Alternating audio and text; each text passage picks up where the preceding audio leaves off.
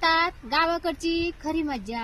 समजली तुम्हाला? गॅस असो अगर नसो पण चुलीवरचा स्वयंपाक काही थांबणार नाही. आता गौऱ्या बनवण्यासाठी काय करावं लागतं ते तुम्ही बघा व्हिडिओ मध्ये. आता ह्या आहेत गौऱ्या. आता ह्या वाळलेल्या आहेत. यासाठी शेण घ्यायचं, शेणामध्ये पान टाकायचं, पान टाकल्यावर मळायचं मस्त पिकी. आणि हे मळून झालं की मस्त पिकी असे मस्त मस्त छोटे छोटे गोल गोल आकाराचे असे गोल गोल वंडे घ्यायचे वंडे आणि मग उन्हाला असं टाकायचं आणि मग मस्त पिकी अशा गौऱ्या थापायच्या.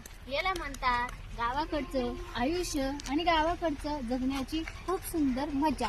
व्हिडिओवर नवीन असेल तर लाईक करायला विसरू नका. आणि आमच्या गौऱ्या बघा, गौऱ्या दाखवा तिकडल्या.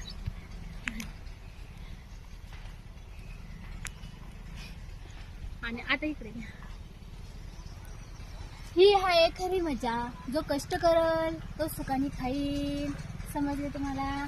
कष्टाचं फळ हे नेहमी गोडच असतं आणि कष्ट केलेले कधी वाया जात नाही. आज ना उद्या त्याचं फळ मिळतं.